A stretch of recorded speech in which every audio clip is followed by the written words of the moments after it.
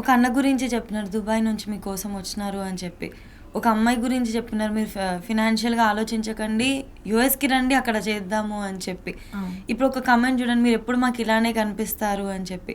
మీకు ప్రాబ్లం ఉందని తెలిసినప్పుడు హెల్ప్ చేయడానికి చాలామంది ఉన్నారు. మీరు నోరు తెరిచి అడగడమే ఆలస్యం అంతే. అంతమంది ఉన్నారు కదా.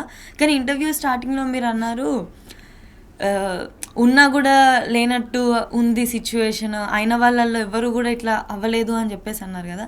అసలు ఆ సిచ్యువేషన్ ఎలా వచ్చింది, మీరు ఏ విధంగా హ్యాండిల్ చేసినారు అప్పుడు? నా జీవితంలో నేను ఇప్పుడు ఈ 1 yearలో చూసుకుంటే కనుక, ఈ 5 years నుంచి చూసుకుంటే కనుక పద్మిని బాగా, మా చెల్లెలు, అట్లాగే సుజాత అక్క అని చెప్పి చెన్నైలో ఉంటారు, బేస్ విజయవాడ ఆవిడది కానీ చెన్నైలో ఉంటారు. క్లయింట్ నాకు, కానీ నేను అక్క అని పిలుస్తాను. క్లయింట్ ఫ్రెండ్ కాదు, క్లయింట్, ఆవిడ అక్క అని పిలుస్తాను. తర్వాత మామూలుగా వర్క్ స్టార్ట్ చేసాం క్యాటరింగ్ అని. తను అయ్యప్ప అని ఉంటాడు, తనే నన్ను తీసుకొచ్చాడు ఇవాళ. తను అక్క అని పిలుస్తాడు. ఇంకా ఎవరి గురించి అయినా చెప్పకపోతే మా మేనత్త, మా ఇంట్లోనే ఉంటారు, నాకు అండదండగా ఉంటారు. అట్లా చాలామంది నాకు హెల్ప్ చేసిన వాళ్ళు ఉన్నారు. కింద కార్పెంటర్స్ ఉంటారు, జయసింగ్ అని చెప్పి, వాళ్ళు మన ఇంట్లో ఇంటీరియర్ వర్క్ చేశారు. కానీ అమ్మ అని పిలుస్తాడు. వాడు పెళ్ళి అంటే మా పిల్లలు వెళ్తున్నారు పెళ్ళికి రేపు, లేదు జయసింగ్ పెళ్ళికి వెళ్ళాలమ్మా కంపల్సరీ, నువ్వు లేనప్పుడు చాలాసార్లు రీహాబ్లో ఉన్నప్పుడు రోజు విడిచి రోజు వచ్చేవాడు అని చెప్పి. ఇట్లా అందరూ చాలా ప్రేమ. యుఎస్లో అమ్మాయి పేరు తనూజ. ఆ అమ్మాయి మోరల్ సపోర్ట్, నేనున్నాను మీకేం భయం లేదు, నేనున్నాను, మీ కూతుర్నే అనుకుంటారో మీ చెల్లి అనుకుంటారో మీ ఇష్టం, మీరు నేనున్నాను మీకు అని ఆ అమ్మాయి. ఇట్లా చాలామంది మీరేం భయపడద్దు అని చెప్పిన వాళ్ళు. ఇఫ్ నాట్ ఎవరిదన్నా పేరు నేను మర్చిపోతే ఐఎమ్ వెరీ సారీ అని అనుకున్నప్పుడు వీళ్ళందరూ మనవాళ్లే కదా. మరి ఎంతో కొంత మంచితనం లేకపోతే ఎట్లా మనని ఇష్టపడతారు? అవును కదా, డెఫినెట్గా. హాస్పిటల్లో ఉన్నారు అనగానే ఇలా ఉంది అనగానే వీళ్ళ పిన్ని వచ్చేసారు, మాధవ్ పిన్ని, ఆవిడొచ్చారు, వాళ్ళ అక్కయ్య వచ్చారు, ప్లస్ వాళ్ళ కజిన్ ఉన్నారు, మా బావగారు. ఆయన హాస్పిటల్లో వాళ్ళ మేనత్త ఇన్ఛార్జ్ అనమాట. ఆవిడతో, పెద్ద డాక్టర్ ఆవిడతో మాట్లాడి వచ్చి, ఏం భయపడకమ్మా నేను మాట్లాడని చేశానని ఇన్ని చెప్పారు కదా. ఆయన ఓన్ వాళ్ళు మాత్రం నా దగ్గరికి ఎప్పుడు భయపడకు అని ఫస్ట్ డే ఒకరోజు చెప్పారు అంతే. వచ్చినప్పుడు ఆయన కొంచెం అవుట్ ఆఫ్ డేంజర్ అయ్యారు. మనం 16th అట్లా జాయిన్ అయితే 18th 19th గురువారానికి ఆయన అవుట్ ఆఫ్ డేంజర్ అయ్యారు. కానీ శుక్రవారం మార్నింగ్కే మళ్ళీ డేంజర్ బెల్స్ మోగాయి మనకి, నాట్ పాసిబుల్ అండి అని చెప్పడం జరిగిందనమాట. అట్లాంటప్పుడు నేను అడుగుతాను, శ్రవంతి నీ దగ్గర ఎంత డబ్బు ఉందమ్మా అని ఎందుకు అడగరు? నువ్వు బిల్ కట్టాలి కదా, ఎందుకు అడగరు? అయిన వాళ్ళు కదా. అవును కదా. ఆశ్చర్యం అనిపిస్తుంది నాకు. నేను నోరు తెరిచి ఇంత కావాలి అని అన్నప్పుడు కూడా లేవు మా దగ్గర అని అంటే ఏం చేస్తాను చెప్పు. మనం అన్యాయం కాదు అది, అన్యాయమే కాదా? కరెక్ట్. నేను మంచిదాన్ని కాదు, నేను దూరం చేసేసా కొడుకుని, కొంగుని కట్టేసుకున్నా. మరి ఎంత కట్టుకున్నా మరి ఆయనను పంపించాల్సి వచ్చింది కదా లాస్ట్కి, అవునా కదా. కొంగునే కట్టేసుకున్నా, మాట విననీయలేదు. కానీ నువ్వు కొడుకు హాస్పిటల్లో ఉన్నప్పుడు బిల్లు గురించి నువ్వు అడగాల వద్దా? అడగాలి కదా. అడగరు. ఎంత అడగలేదు అన్న కోపం కాదు, బాధ నాకు. ఎందుకు అంటే బిల్లు 2 గంటల్లో ఆయన పోతారని తెలుసు, బిల్లు కట్టాలి, అసలు రేపు వెళ్ళిపోతారని తెలుసు. నాకు ఇంతమందికి చెప్తున్నాను కదా, రేపు ఏం జరుగుతుందో నా జీవితంలో నాకు తెలీదు. శనివారం వెళ్ళి వీళ్ళ సిస్టర్ ఉంటారు నీరజక్క అని, ఆవిడ కూడా సత్యసాయిబాబా గారి అపారమైన భక్తురాలు. ఆవిడ చాలా పెద్ద భక్తురాలు. ఆవిడ డైలీ క్లాసెస్ తీసుకుంటారు, చాలా చారిటీ వర్క్ చేస్తారు. తను వచ్చి నా దగ్గరికి ఒక మాట అన్నారు, ఏమని, శ్రవంతి నువ్వు నేను వదిలేస్తున్నాను భగవంతుడా, నువ్వేం చేస్తే అది చెయ్యి అని చెప్తే కానీ పరమాత్ముడు తీసుకెళ్ళడు. నీకు పర్మిషన్ కావాలి. నువ్వు ఆధ్యాత్మికంగా ఇంత ఉన్నతమైన స్థానంలో ఉన్నావు కాబట్టి నువ్వు చెప్పిందే చేస్తాడు దేవుడు. తమ్ముడు కదా ఈయన, ఆవిడకి వాడు మంచం మీద అలా ఉండి అలా గుప్పి చేసుకొని అన్ని చోట్ల ఆ బాధ చూస్తావా, లేదు నీకు నచ్చింది చెయ్యి భగవంతుడా అని చెప్పి వదిలేస్తావా అనేది కోర్టు. నీ బాల్ నీ కోర్టులోనే ఉంది, డెసిషన్ ఈజ్ యువర్స్ అని చెప్పింది. ఎంతటి వాడికైనా ఒకడు కృష్ణ పరమాత్మలాగా పక్క నుండి చెప్పాలి.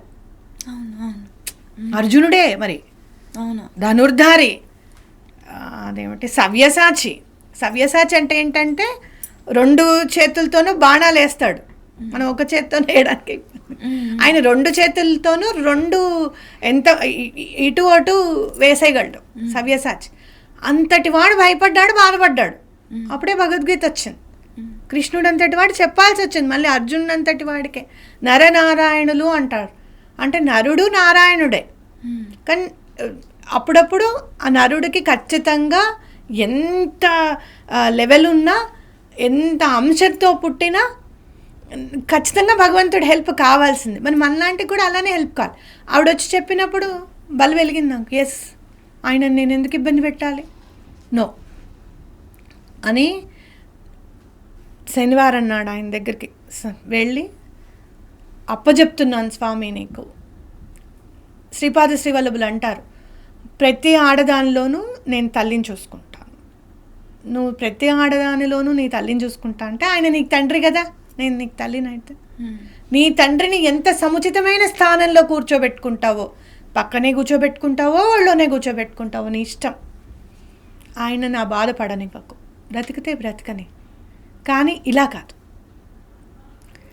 ఏం చేస్తున్నారో ఆయనే నాకు నొప్పేని చెప్పలేనంత బాధలో ఆయన నుంచకు, నీ ఇష్టం, తీసుకెళ్ళాలనుకుంటే తీసుకెళ్ళు అని 2 చేతులు ఎత్తి దండం పెట్టి ఆయనకి అప్పచెప్పేశాను. ఐసీయూకి వెళ్ళి అప్పచెప్పి ఈయన చేయి మీద చేయి వేసి, మీరు లేరు అందులో లోటు మాత్రం తీర్చలేను పిల్లలకి. ఖచ్చితంగా చాలా కష్టం అది. అందులో ఆడపిల్లలంటే చాలా ప్రాణం. ఆయన అంటే ఎంత ప్రాణం అని అంటే ఆయనకు ఫిట్స్ వస్తాయి అని చెప్పి వాళ్ళు నాతో ఫంక్షన్స్కి కానీ ఊర్లకు కానీ ఈ 10 years వాళ్ళ సాక్రిఫైస్ కూడా చాలా ఉంది. ఎక్కడికి రారు. నాన్న వస్తున్నారా, లేదమ్మా అయితే మేము ఇంట్లోనే ఉంటాం, మేము నాన్నతోనే ఉంటాం అని వాళ్ళే కూర్చునేవాళ్ళు, వాళ్ళే మూవీస్ చూసుకునేవాళ్ళు. అంతా ఇక పిల్లలకి చాలా ఇష్టం. నేను ఎక్కడున్నాను, ఏం చేస్తున్నాను, ఎప్పుడు వస్తున్నాను, ఎప్పుడు అసలు ఫోనే చేసేవాళ్ళు కాదు అసలు. ఈయన అనేవారు, అమ్మని అడగండి ఎక్కడుందో అంటే, అమ్మ నాన్న అడగమంటున్నారు ఎక్కడున్నావు అని. అంతేగా నాన్న అడగమంటే అడుగుతున్నారు కానీ మీరు అడగరే నన్ను వస్తున్నావా లేదా అని చెప్పి అంటే, ఏమో మాకు తెలీదు. అట్లాంటి పిల్లలు, మీ పిల్లల్ని నేను బాగా చూసుకుంటాను ఖచ్చితంగా, అదేమి. కానీ వదిలేయండి నాన్న ప్రాణాన్ని, ఇంకా వదిలేసేయండి బాధ అని చెప్పి ఆయనకు కూడా చెప్పు రావడం. సండే ఆయన వెళ్ళిపోవడం అనేది జరిగింది. మరి సాటర్డే ఈవినింగ్ వదిలిన తర్వాత బిల్లు చూడాలిగా. అక్కడ ఎంత ప్యాథటిక్ సిచ్యుయేషన్ అంటే, బిల్లు కట్టాలి, మనిషి వెళ్ళిపోతున్నాడని బాధని దిగమింగాలి, ఏం చేయాలి, ఎలా బిల్లు ఎలా కట్టాలి, ఉన్నాయా నీ దగ్గర అని కూడా అడగాలి కదా. అయిన వాళ్ళు అడగకపోతే ఇంకెవరు అడుగుతారు? నీకు ఎంతన్నా కోపం ఉండని, అబ్బా worst fellow Sravanthi, okay, but she is facing the worst situation. నీకు అర్థమైందా? ఎనిమీ అయినా కూడా కష్టంలో ఉంటే హెల్ప్ చేయాలనుకుంటా నేను. వాడు వేసింది మర్చిపో. ఇప్పుడు వాడికి ఒంట్లో బాగాలేదు, నన్ను విపరీతంగా తిట్టి నన్ను హింసించిన వాళ్ళకు కూడా ఇదిగో తీసుకో 5,000 వేసుకుని ముందు టెస్ట్లకు కట్టుకుని 5,000 వెళ్ళి టెస్ట్ చేయించుకో అని నేను చెప్పా మొన్న నవంబర్లో, తెలుసా? అలాంటిది నువ్వు నీ వాడు కదా, నువ్వెందుకు మాట్లాడావు బిల్లు గురించి? కట్టాలి కదా. కట్టందే మార్చురీ నుంచి డెడ్ బాడీ కూడా రాదు కదా. డెడ్ బాడీని వదిలేసి వెళ్ళిపోయారు ఇంటికి బిల్లు కట్టకుండా. రేపు పొద్దున్న వస్తాం మేము నీ దగ్గర ఉన్నాయా లేవా? లేవని నేను చెప్పాను నిన్న, నాకు కావాలి. మరి ఎలా అమ్మ ఇప్పుడు ఏ విధంగా అనేది ఏమి మాట్లాడడమే లేదు ఇంకా. ఏమీ మాట్లాడరు, అయిన వాళ్ళు మాట్లాడరు. మీరు రాసి పెట్టుకోండి. నా జీవితంలో నేను చెప్తున్నా, నోరు మంచిదైతే ఊరు మంచిది అవుతుంది అని చెప్పి నీ ఫ్రెండ్స్ని మంచి చేసుకో. ఎవరి దగ్గరైనా ఒక 10 రూపాయలు తీసుకుంటే 10 రూపాయలు రిటర్న్ చేయి, అప్పుడు నీ క్రెడిబిలిటీ పెరుగుతుంది. అర్థమైందా నీకు? అయిన వాడికి నీ దగ్గర 10 రూపాయలు ఉంటే 8 రూపాయలు హెల్ప్ చేసేకు, ఆ 10 రూపాయలు దాచుకో. నువ్వెవ్వడికి హెల్ప్ చేయక్కల్లా, భగవంతుడికి చేయి చాలు. అర్థమైందా? అవునవును. ఎవరికన్నా ఇస్తే ఒక 2 రూపాయలు అప్పుగా ఇవ్వు, రాకపోతే వదిలేసాయి. అప్పు ఇంట్రెస్ట్లు అవన్నీ పెట్టుకోవద్దు మైండ్లో, ఓకేనా? కానీ నీ నోరు మంచిదైతే ఊరు మంచిది అవుతుంది అన్నారు చూసావా? ఈ రోజున నేను ఆ రోజే ఆయనని డెడ్ బాడీని ఇంటికి తీసుకెళ్ళడానికి నా వాళ్ళు, నా క్లయింట్స్ ఉపయోగపడ్డారు నాకు. ఏం శ్రవంతి డల్గా ఉన్నావు ఏంటని సుజాతక్క అడిగారు తెలుసా? అక్క ఇట్లా ఉంది, నాకు ఏడుపు వచ్చేస్తుంది అక్క. ఎందుకు ఏడుపుస్తా? ఏం ఏడవకు, జరగాల్సింది చూడు. ఏడ్చేది దీనికి కాదు, ఏడవడం. ఆయన పోయారని బాధపడు, నేనున్నా. మా చెల్లెలు కూడా హెల్ప్ చేశాను. అట్లా ఎందుకు అడగరు? హక్కులు కావాలి మళ్ళీ. అర్థమైందా నీకు? హక్కు ఎక్కడికి పోకూడదు, మళ్ళీ హక్కు కావాలి. అయినా కూడా నేను మీ హక్కు ఏం కాలు రాయనండి అని చెప్పాను. నేను మీ హక్కు ఏమి కాలు రాయను, నేనేమి వేరే స్టెప్స్ తీసేసుకొని నా ముంగుడిని ముట్టుకోవద్దు, నా ముంగుడిని అంటుకోవద్దు, ఇట్లాంటి మాటలు నాకు రావు, నాకు చేతగావు. అంతే కదా? మా అమ్మ ఎప్పుడు అనేది గుర్రానికి గాడిదకి తేడా ఉండాలనేది మా అమ్మ. నా మైండ్లో ఎప్పుడు అదే పెట్టుకుంటాను నేను. ఎందుకంటే వాళ్ళ మీద కోపంతో నేనేం చెప్పట్లేదు, వాళ్ళ పద్ధతి అది, వాళ్ళు అలా ఉన్నారు. మనం ఎట్లా ఉండాలి అని అంటే, రేపు పొద్దున్న మనకు అవసరమైతే మన డబ్బు మనకు ఉపయోగపడుతుంది, మన మాట మనకు ఉపయోగపడుతుంది, మన స్నేహం మనకు ఉపయోగపడుతుంది, మన క్రెడిబిలిటీ ఖచ్చితంగా మనకు ఉపయోగపడుతుంది. డబ్బును దాచుకొని దాన్ని ఎంతసేపు దాన్ని ఎట్లా పిల్లలకి ఉపయోగించుకోవాలి, రేపు పొద్దున ఏమైనా హెల్త్ ప్రాబ్లం వస్తే ఎట్లా, నేనంటూ ఇంట్లో లేకపోతే, ఈ ప్రపంచంలో లేకపోతే నా పిల్లలు ఏం తింటారు అనేది ఖచ్చితంగా మనకి స్పృహ ఉండాలి. అందుకే నేను ఈ 10 రోజుల క్రితం మా పిల్లలకి 2 డైరీలు రాసి, చెరొక డైరీ ఎవరి రూమ్లో వాళ్ళకి పెట్టి చూపించా.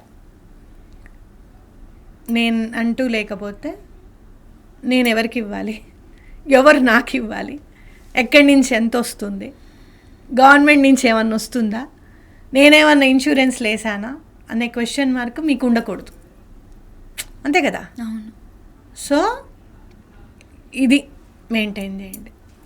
మా దగ్గర ఇంత ఉంది, మా దగ్గర అంత ఉంది అని ఎప్పుడు కూడా గర్వపడకండి. నాన్న ఆయుష్ని భిక్షగా వేయించారు మనకి బ్రతకడానికి.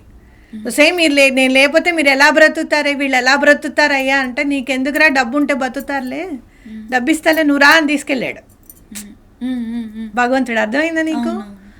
అప్పుడే పోవాల్సిందిరా, అప్పుడు రోడ్డు మీద ఉండేవాడివి, ఇప్పుడు అన్నీ సెటిల్ చేశాను నీవి, ఇంక నీకేం బాధ లేదు, నువ్వు హ్యాపీగా రానా అన్న అని చెప్పి తీసుకుని వెళ్ళారు ఆయనని. సో ఆయన ఆయుష్ని మనకి భిక్షగా వేశారు.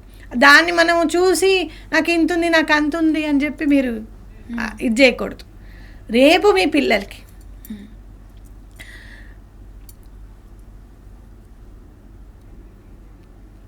తాత క్యాడ్బరీ చాక్లెట్ 5 స్టార్ చాక్లెట్, ఒక డైరీ మిల్క్, ఒక ఐస్ క్రీమ్ ఇప్పేయడానికి తాత లేడు వాళ్ళకి.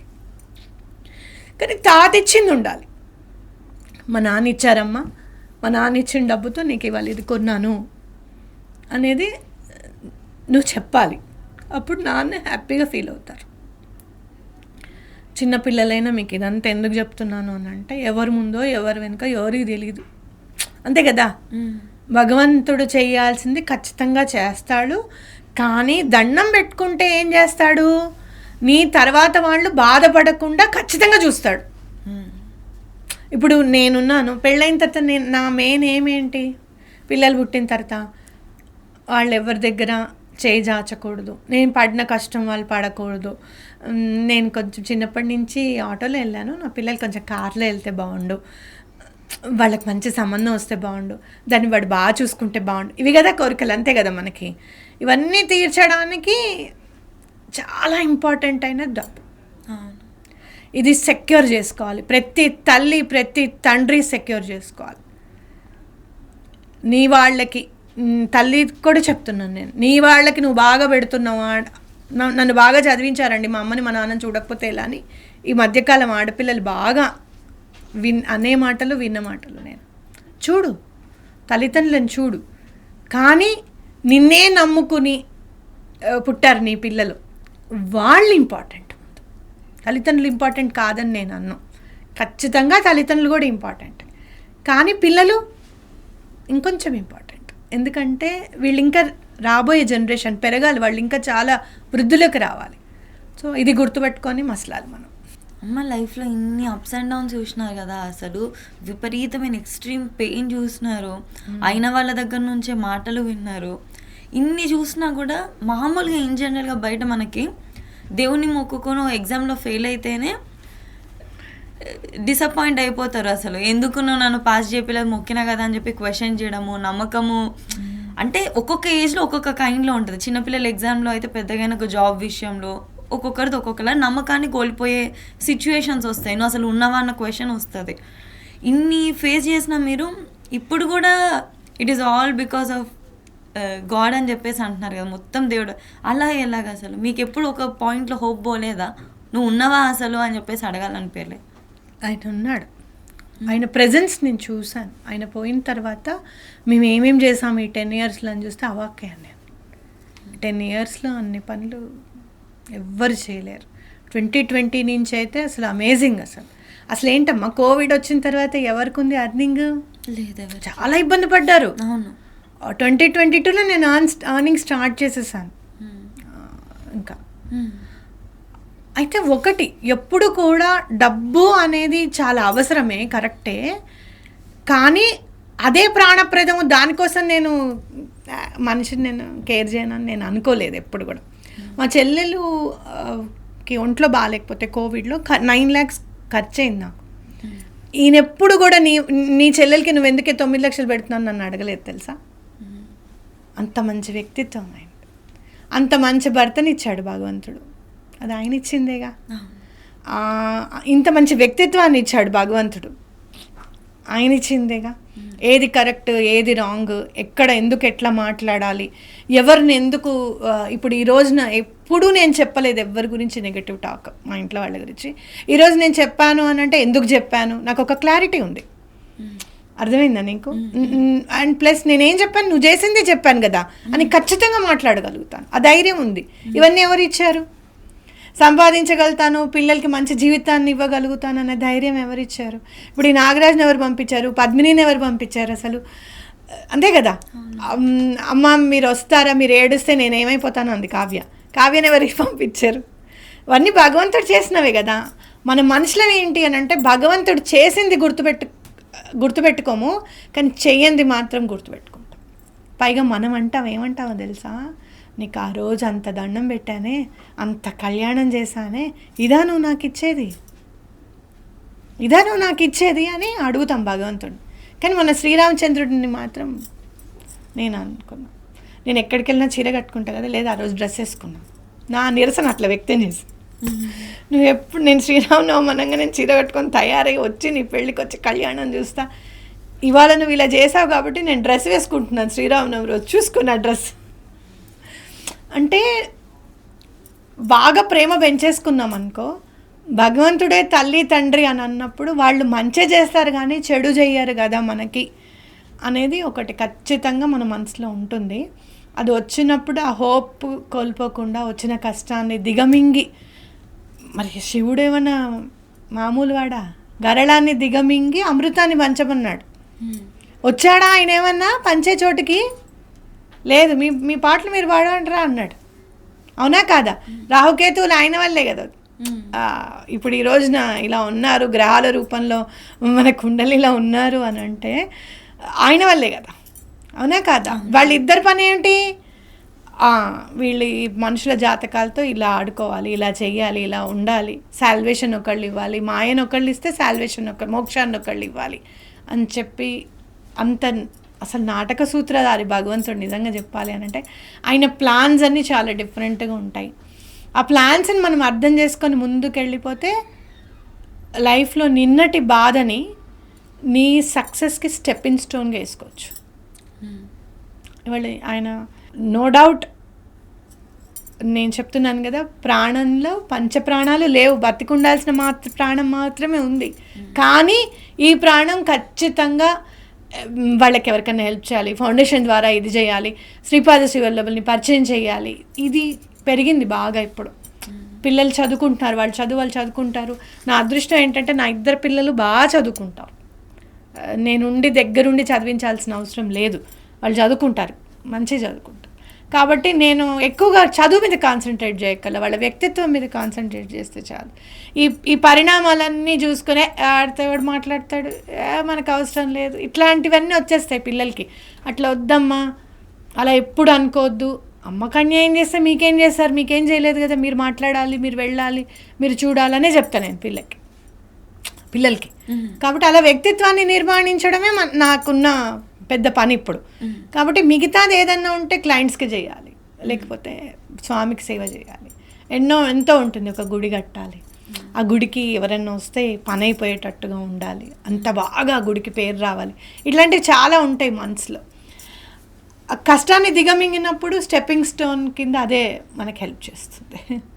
డెఫినెట్లీ అమ్మ. ఇక మీదట మిమ్మల్ని మళ్ళీ చూడొచ్చు కదా, ఇంకా మీరందరూ చూడాలనుకుంటే తప్పకుండా చూడొచ్చు. Back to work. I started healing. మళ్ళీ హీలింగ్ స్టార్ట్ చేసేసాను. చాలా మందికి తెలియదు ఈయన ఒంట్లో బాగాలేదని. అందరు ఇప్పుడు చాలా సర్ప్రైజ్ అవుతారు, అలా ఎలా చేశారు మీరు అసలు, అలా ఎలా మేము మాట్లాడాం, మిమ్మల్ని ఆ టైంలో కూడా మేము హింసించాం, ఇది చేయమ్మా అది చేయమ్మా, ఇదంటున్నారు అదంటున్నారు అని చెప్పి మీరు ఎలా సమాధానం చెప్పారు అసలు అని అంటే, అది భగవంతుడు ఇచ్చిన ఎనర్జీ. అక్కడ కూడా ఐసీయూలో కూడా చాలామంది గుర్తుపట్టేవాళ్ళు, అమ్మ మీరు కదా, ఎవరికమ్మా బాగాలేదంటే మా వారికంటే, అయ్యో అంత బాగా చెప్తారు, మీ వారికే బాగాలేదంటే, అవునండి ఏం చేస్తాం, ఎవరికైనా తప్పదు, పడవలసిందే కష్టం, భగవంతుడు దాటిస్తాడు అంతే ఈ కష్టాన్ని అని చెప్పి చెప్పేదాన్ని అనమాట. అమ్మ అసలు నాకు ఏం మాట్లాడాలో కూడా తెలియట్లేదు. First of all thank you so much. అసలు నాకు మళ్ళీ చెప్పాలి అనిపిస్తుంది. Thank you very much. ఇక్కడికి వచ్చి మీ టైంని ఇచ్చి డెఫినెట్లీ మా కోసం ఇదంతా చేసినందుకు first thing thanks. And second thing, ఈ క్వశ్చన్స్ అన్నీ అడుగుతుంటే మీకు ఎలాగుందో తెలియదు కానీ నాకు అడుగుతున్నప్పుడు చాలా బాధగా ఉండే. ఐఎమ్ సో సారీ, నేను మిమ్మల్ని ఎక్కడైనా క్వశ్చన్స్ అడిగి ఇబ్బంది పెట్టుంటే. ఏమి ఇబ్బంది లేదు. అయితే నేను ఒకటి అనుకున్నా, ఏమని అనంటే, భర్త పోయి జీవితం ఏమీ లేదు ఇంకా అని, గాఢాంధకారమే మన జీవితం అని అనుకుని బాధపడే ఆడవాళ్ళు, లేదు అంటే సూటి మాటలు పాడుతూ. నేనైతే నాకు ఆశ్చర్యం అనిపించింది అలేఖ్య గారి వీడియో చూస్తే, తారక రత్న గారి వైఫ్ వీడియో చూస్తే, యోట్రా బాబు బాగా పేరున్న కుటుంబాల్లోనూ ఇదే తీరు, లేని కుటుంబాల్లోనూ ఇదే తీరు, ఒక మోస్తరుగా బతుకుతున్న వాళ్ళ బతుకు ఇదే తీరా, అది కాదు కదా. అంటే ఆ పెయిన్ నుంచి బయటికి రావాలి.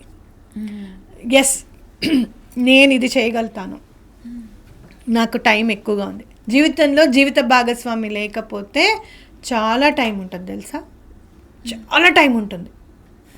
మీరు చూడండి, ఎప్పుడైనా పిల్లలు యూఎస్లోను యూకేలోను ఉంటారు కదా, ఎక్కడ కుదిరిందమ్మా టైము, పొద్దున్న లేచిన దగ్గర నుంచి టిఫిన్లు అవిను, ఏం 4 బదులు 2 ఉన్నాం అంతే, పనంతా ఒకటే, ఇద్దరికి పనమ్మాయి అక్కర్లేదు అనిపిస్తుంది, అది రాకపోతే బాధ అనిపిస్తుంది, ఇలానే ఉండిపోతుంది. కానీ ఎప్పుడైతే లైఫ్ పార్ట్నర్ అనేవాడు ఉండడో అప్పుడు చాలా టైం మిగులుతుంది. ఆ వాయిడ్ని మనం ఫిల్అప్ చేసుకోవాలి. అంటే పనితో, మనకొచ్చిన పనితో, మనకొచ్చిన ఆర్ట్తో మనం వాయిడ్ని ఫిల్అప్ చేసుకొని ముందుకెళ్ళాలి. పిల్లల కోసం బ్రతకాలి.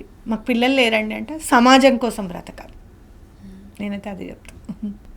డెఫినెట్లీ అమ్మ. మిమ్మల్ని ఇష్టపడే వాళ్ళందరూ కూడా మీరు ఏమైపోయారు, మీ జర్నీ ఏంటి అని తెలుసుకోవాలి అనుకున్నారు. ఈరోజు మీరు వచ్చారు, చెప్పారు. అందరు కూడా తెలుసుకున్నారు. ఇక మీదట మళ్ళీ మీరు ప్రొఫెషనల్ స్పేస్లో అంతే స్ట్రాంగ్గా కంబ్యాక్ ఇవ్వాలని చెప్పేసి, మీరు ఎప్పుడూ హ్యాపీగా ఉండాలి. అండ్ మీరు ఏదైతే చేయాలనుకుంటున్నారో సమాజం కోసం కానీ పిల్లల కోసం కానీ అవి డెఫినెట్లీ ఫుల్ఫిల్ అవుతాయి. మీరు అనుకున్నవన్నీ జరుగుతాయి. మీరు ఎలా అయితే భగవంతుని మా అందరి దగ్గరికి చేర్చాలనుకుంటున్నారో డెఫినెట్లీ మీరు ఇప్పటివరకు అనుకునే అన్నీ జరిగాయి. ఇది కూడా డెఫినెట్గా జరుగుతుంది. ఇది మా నమ్మకం. థ్యాంక్ యూ సో మచ్ అమ్మ. నమస్తే.